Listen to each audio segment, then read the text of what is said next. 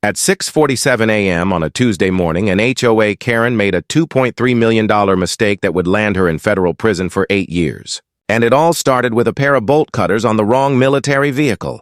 Clang! The sound of those cutters biting through my security chain echoed through perfect suburban silence like gunfire.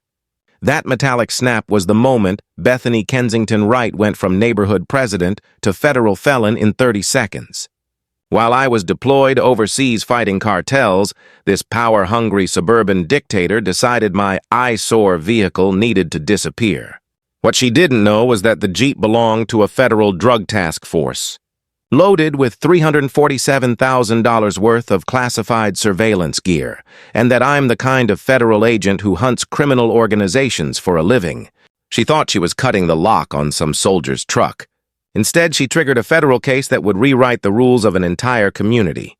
What would you do if some HOA tyrant messed with your property while you were serving overseas? My name is Marcus Tank Rodriguez, and 3 months ago, I thought inheriting my grandmother's house would be a blessing. I was wrong.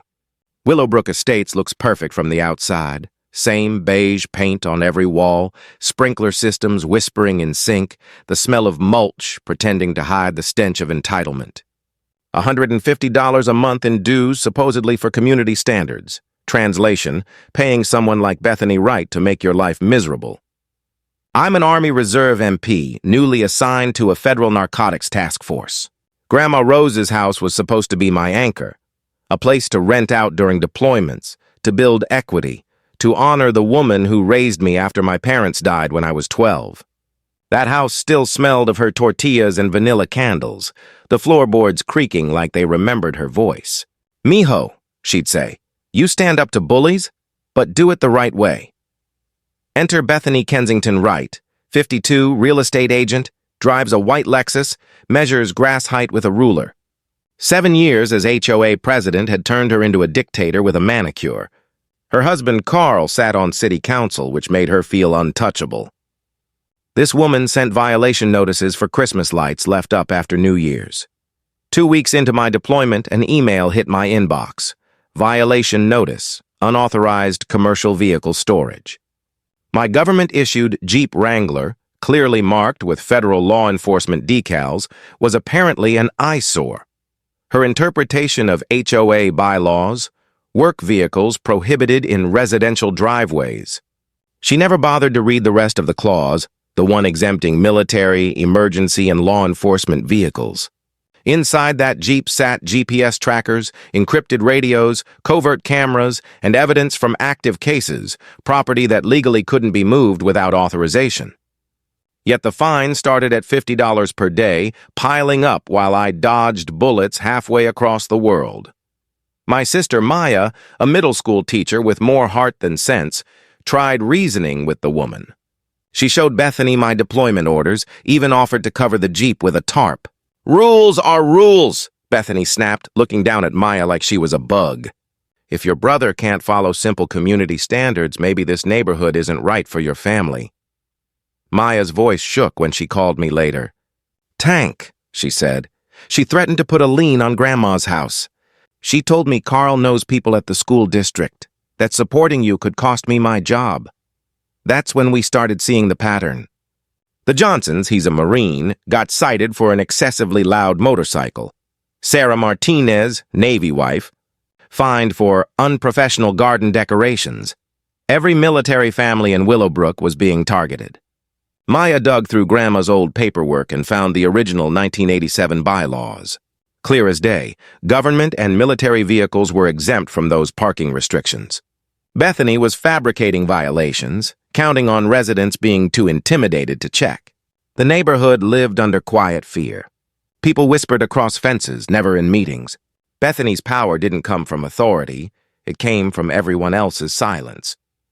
When I rotated back stateside, I came home to a stack of violation letters taller than the mail slot. The Jeep had been towed from Grandma's driveway, padlock cut, storage fees accumulating at a private impound lot owned, conveniently, by one of Carl's campaign donors. I remember standing there in my uniform, staring at the empty driveway, feeling that mix of disbelief and fury only soldiers know when betrayal comes from their own side. I called the HOA office. Bethany answered herself. Mr. Rodriguez, she said sweetly, if you'd like to resolve your fines, we can settle for a reduced amount, 20% off if paid within 30 days. I hung up before I said something that would make headlines. Instead, I called my commanding officer. Within hours, 2 agents from the Federal Bureau of Narcotics Enforcement arrived at Willowbrook. They met me at Grandma's kitchen table, the same place she used to roll dough and lecture me about patience, and explained the protocol for compromised federal property.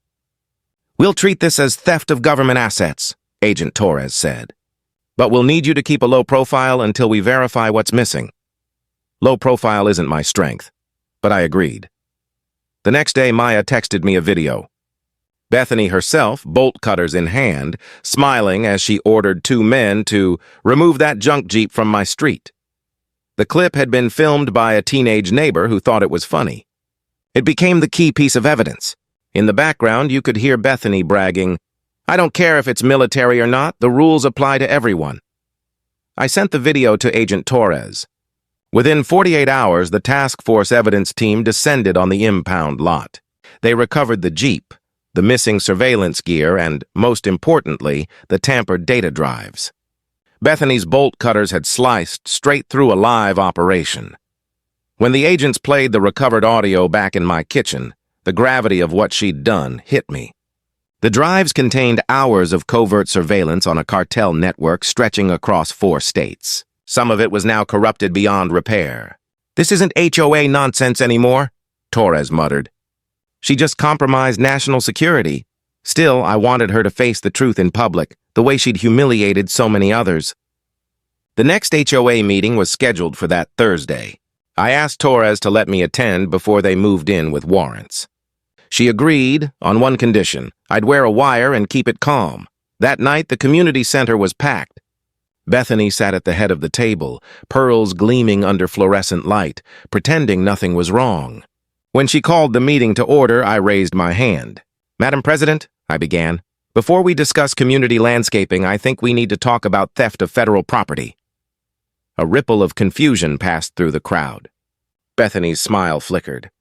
Mr. Rodriguez, if this is about your vehicle. It is, I cut in. And about the classified surveillance drives you destroyed when you cut those locks. The room went dead silent. Even Carl shifted in his seat. I told them everything. About the fake fines, the intimidation, the veterans she'd targeted. I explained that the Jeep wasn't just mine. It belonged to a federal narcotics task force, and her actions had jeopardized ongoing operations. The color drained from her face, but she still tried to bluff. This is absurd, she said, laughter breaking at the edges. That's when Agent Torres and 2 federal marshals stepped through the back door, badges out. Actually, ma'am, Torres said, it's federal law. The gasp that filled that little room sounded like air leaving a building.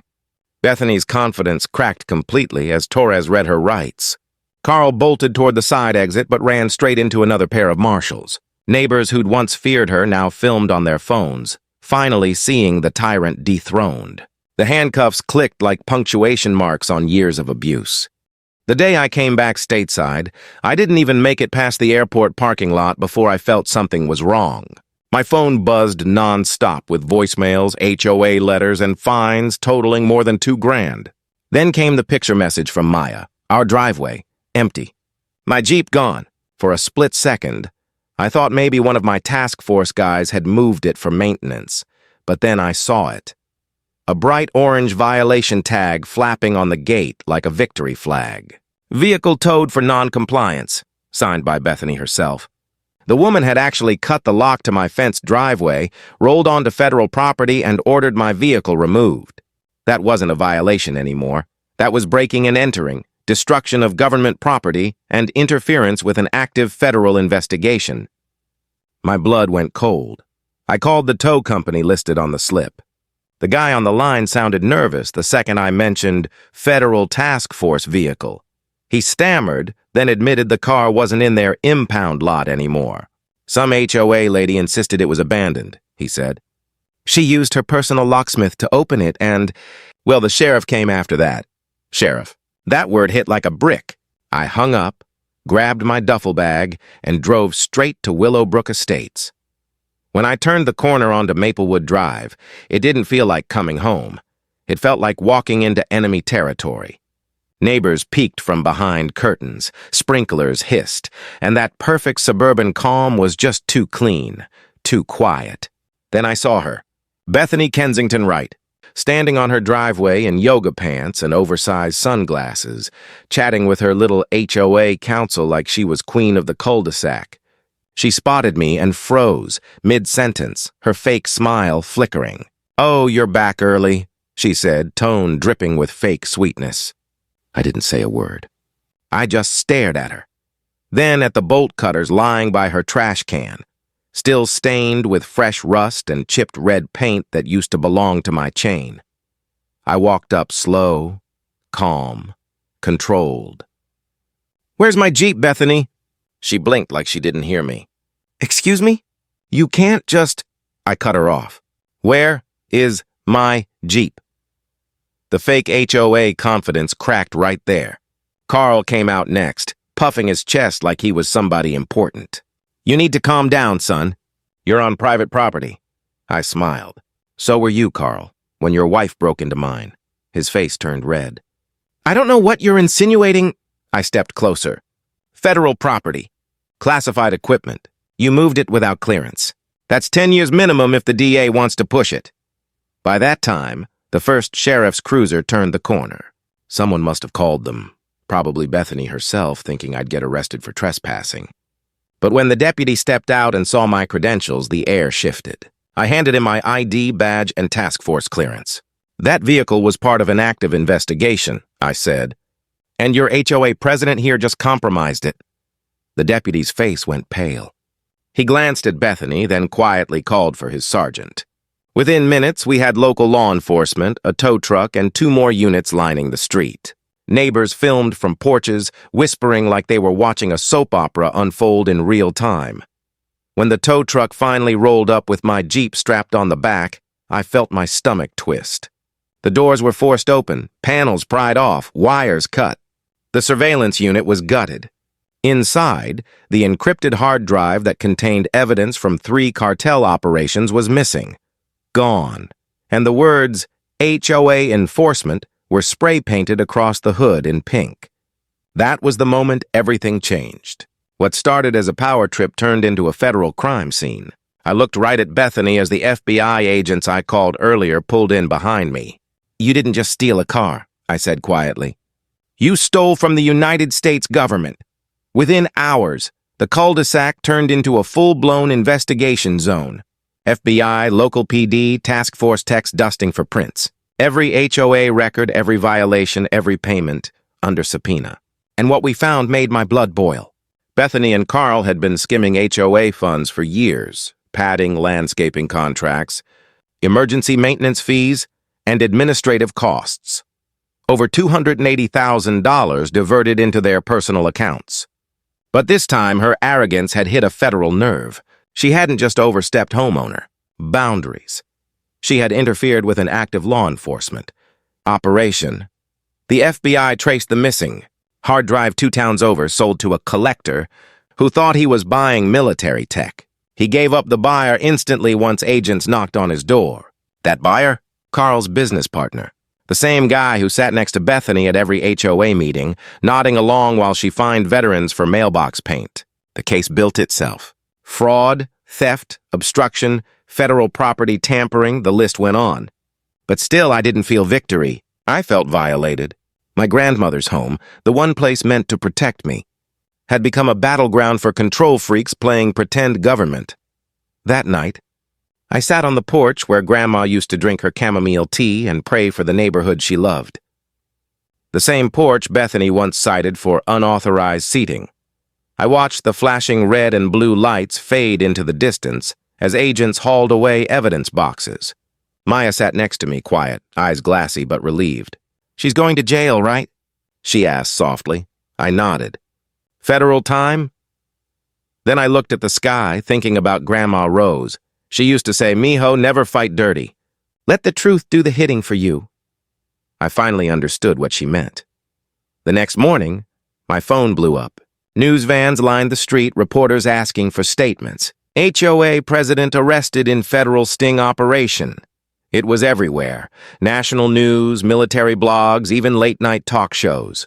Bethany's mugshot looked like karma itself. Carl tried to play innocent, but the evidence trail was airtight. By noon, they were both in custody. But for me, it wasn't about revenge. It was about setting a standard. Willowbrook Estates wasn't a war zone anymore. It was about to remember what real accountability looked like. When the sun came up over Willowbrook the next morning, it didn't feel like the same neighborhood. For the first time in years, people stepped outside without that careful glance over their shoulder, the one that checked for Bethany's white Lexus, circling the block like a shark. The fear had broken overnight.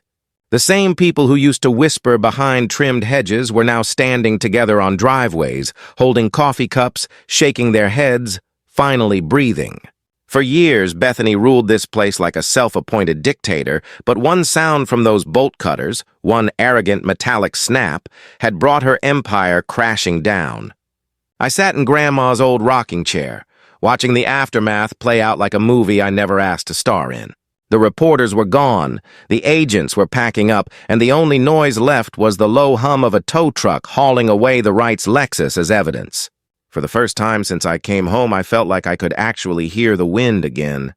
But peace doesn't come easy when you've been fighting battles, foreign and domestic. The task force needed me back at HQ within a week to debrief. They called it Operation Willowcut. It sounded almost funny if it hadn't been built on betrayal and stupidity. When I sat down with the federal prosecutor, he said something I'll never forget. Rodriguez, in my 20 years, I've seen cartel bosses, hackers, and white-collar crooks, but this is the first time I've had to charge an HOA president with espionage-level crimes. Bethany's file was thicker than a brick. Property tampering, theft of government materials, obstruction, conspiracy to distribute restricted technology. It read like the rap sheet of a high-level operative, not a suburban mom with a yoga membership. The grand jury didn't hesitate. 8 federal counts. Carl caught 3 himself, and when they saw the financial audits, even the city council started shaking. Her perfect community had turned into ground zero for one of the biggest suburban scandals in state history. The day of her arraignment, the courthouse was packed. I stood in the back, no uniform, no badge showing, just a man watching karma deliver justice. Bethany came in wearing a gray suit that looked 2 sizes too big, her hair unbrushed, her confidence gone. No cameras, no clipboard, no power. When the judge read the charges, she looked like she was trying to hold her breath underwater. 8 years federal time, $2.3 million restitution, lifetime ban from any HOA board or real estate licensing. When the gavel dropped, a quiet gasp rippled through the room. I didn't smile. I didn't celebrate. I just felt done. Like a storm had finally passed. But Willowbrook wasn't the same after that. The HOA board disbanded within a month. A temporary committee formed, led by, ironically, some of the very people Bethany had bullied. The Johnsons, the Martinezes, and my sister Maya all stepped up to rebuild trust. They rewrote the bylaws, reinstated protections for veterans, emergency workers, and families of service members. The neighborhood transformed, one meeting at a time. Instead of fines, they started volunteer programs. Instead of threats, they hosted weekend cleanups. Slowly, the place Grandma loved began to feel like home again. I spent my last week there fixing up the old Jeep. The feds had returned it after the investigation, half gutted, half scarred, but still mine.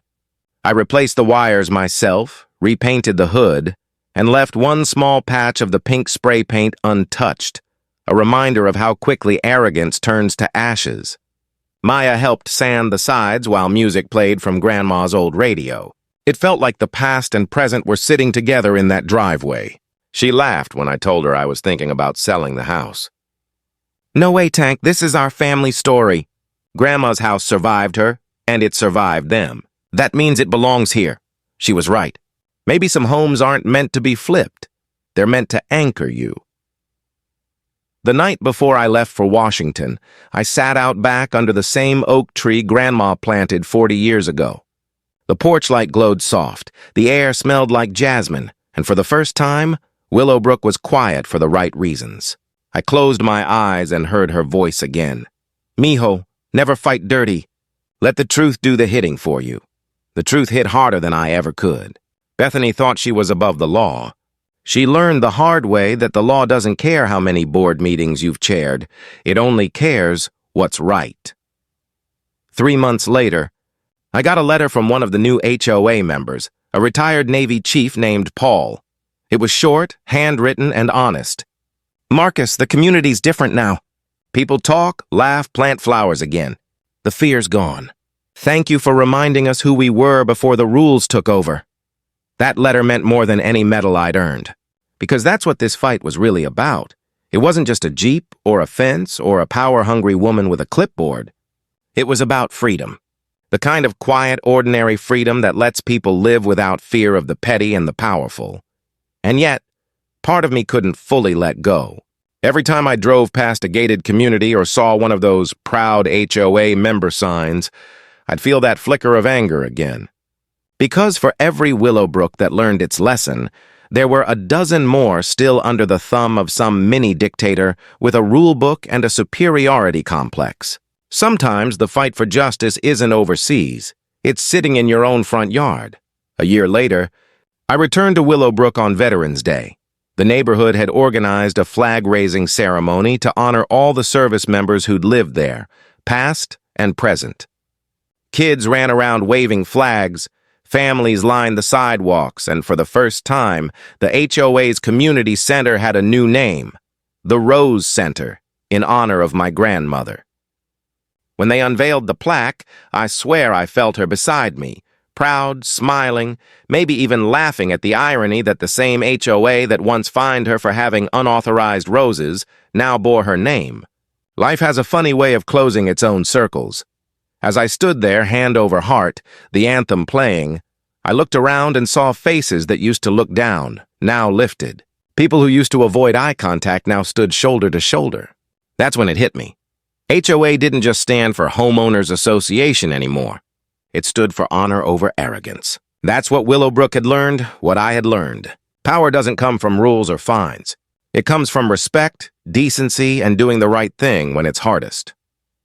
Later that afternoon, I placed fresh roses by Grandma's old mailbox, the same one Bethany once threatened to replace because it wasn't community standard.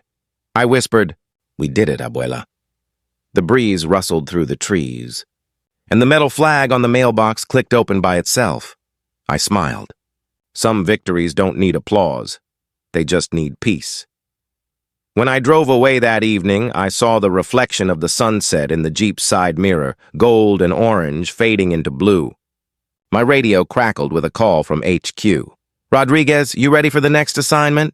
I looked back one last time at the neighborhood that had tested every ounce of patience, faith, and discipline I had. "Yeah," I said quietly.